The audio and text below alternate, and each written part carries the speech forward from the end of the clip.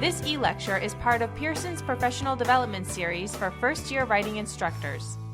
Hello, this is Richard Johnson-Sheehan. I'm a professor at the Purdue University, and I'm going to talk about kind of some strategies for allowing students to kind of analyze the rhetorical situation in which their text will be used. So I think there's a couple things to remember with rhetorical situations. The first thing is that there's some existing characteristics of the rhetorical situation that students probably need to be able to recognize and interpret. These are the things that already, in some sense, exist. People, places, times, events, those kinds of things that they should be paying attention to as they're thinking about the kind of rhetorical situation their document is going to be working in. Then there's also kind of the invoked rhetorical situation that they would like to project their document into. I think often of genre as having a power to invoke a certain rhetorical situation. So if they're writing a report, they're basically telling their readers that they would like to play them a particular role. A report's going to ask them to collect information and perhaps act on some recommendations at the end. A proposal, for example, will ask them to think differently. They're being asked to consider a project of some kind and say yes or no to that project. A review asks them to see what the reviewer thought of a movie or some music or something and then see if they agree. Each genre in some sense invokes a different rhetorical situation. So that's what first they need to understand, is that there's an existing rhetorical situation and a rhetorical situation they're trying to invoke. After that, I usually ask students to kind of think of 5 different issues that are related to rhetorical situations. That's the topic that they're writing about, their angle on that topic, the purpose of their text, what they'd like it to achieve, who are the readers who are going to be experiencing the text, and then what's the context that those readers are going to be used in document in. I'm going to go through each one of those one by one to kind of flesh that understanding out. First, let's talk about the topic. I often ask students, they of course come up with broad topics. We've all had that experience. So I ask them to list out some topics that they may be interested in, maybe 10, that's usually enough, and then ask them to pick one of those that they're particularly interested in for this assignment. And then I ask them to narrow that by listing out 10 more topics. Like, let's say one of your students says, well, I'm interested in writing about global warming. Well, obviously they're not going to be able to do that in one essay. So you want to get them to narrow it down. And so, maybe on their next list they might say, well, I want to talk about rising sea levels, maybe bird migration patterns, maybe drought.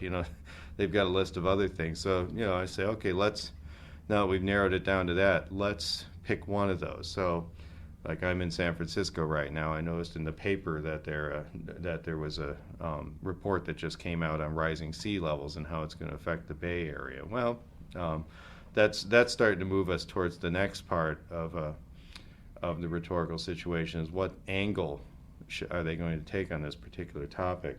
And I ask my students, I say, well, what's happened recently that makes this issue especially interesting right now to you? All right, and sometimes it's a report just came out, or a study or something. I want them to be responding to something that's happening in the rhetorical situation. It has to be something contemporary in some way. Or maybe you ask them, is there a local angle? How is this going to affect us? Like, let's say if we were in Northern California, how is this going to affect us on our campus, here in Northern California in some sense? So that's it. You get them to do a topic, have them narrow it. Then you ask them, what's the angle on that topic you want to take? What makes this new, fresh, interesting right now? And how will it affect us locally in some sense? Then we start moving to the third category, which is purpose. And I tell students that I want them to boil their purpose statement down to one sentence. It doesn't have to be an attractive sentence or even a logical one at this point, but I really want them to get it down to one sentence. If they can't articulate their purpose in one sentence, I don't think they're focused enough to make a clear argument. So if they give me a 3-sentence purpose statement, that's not going to work. I'll ask them to boil it down. Now, that may or may not be the sentence that actually appears in their essay.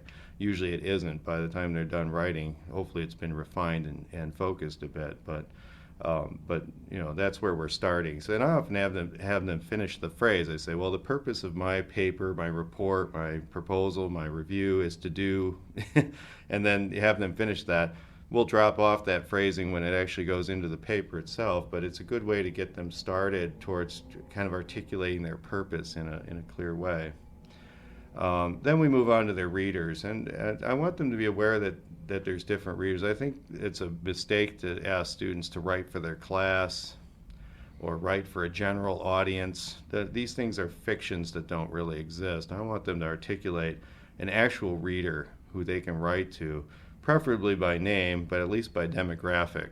And these are I want them to articulate who the primary readers are, who the secondary readers are, and then some tertiary readers. The primary readers are people who can actually take action. They can say yes or no and do something with the information in the document.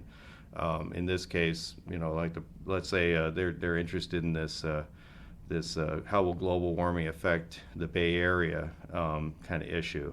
Well, maybe they're writing to a campus administrator of some kind, somebody who is who's responsible for the physical characteristics of the campus.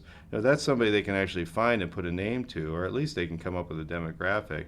Those are the action takers. That's the primary audience. The secondary audience would be advisors to that person.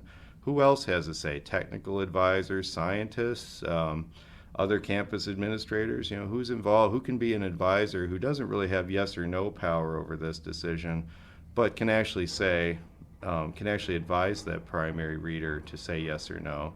And then the tertiary or third level readers are anyone else who might be involved in the process, who might, journalists, lawyers, environmentalists, other people who might have a stake in this particular issue, and might want to get a hold of the document and have a response of some kind. So I have them articulate all that out. And then we finally move on to the context. And the context is, I like to break that down into 4 categories. What's the physical context in which the document's going to be used? What's the economic context? What are the political issues that weigh on the document? What are the ethical issues? Physical, it means, are they reading this in an office, on an airplane? Are they using it somewhere on a shop floor? Things like that. How is it going to, where is it physically going to be used? Is it going to appear on a website? Is it going to, is it going to be a podcast like this one? There's different physical characteristics.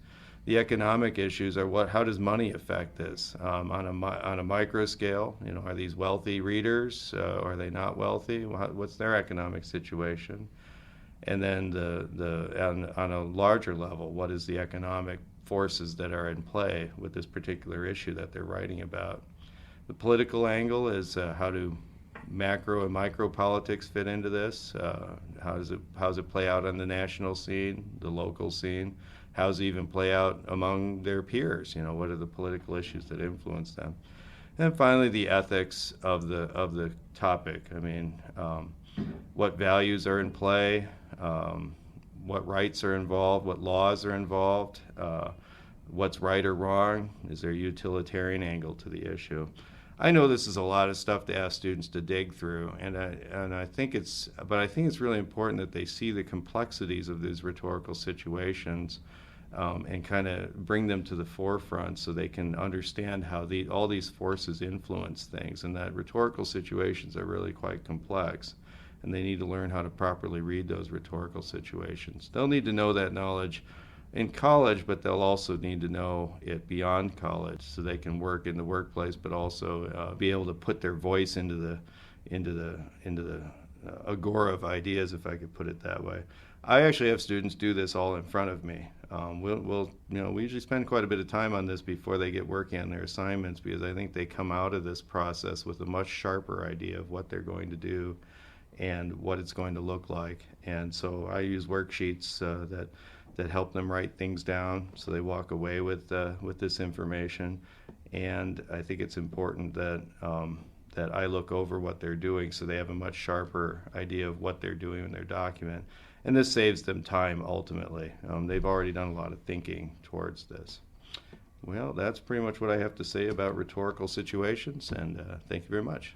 For additional e-lectures, visit Pearson's professional development site for first-year writing instructors at www.pearsonhighered.com/compro.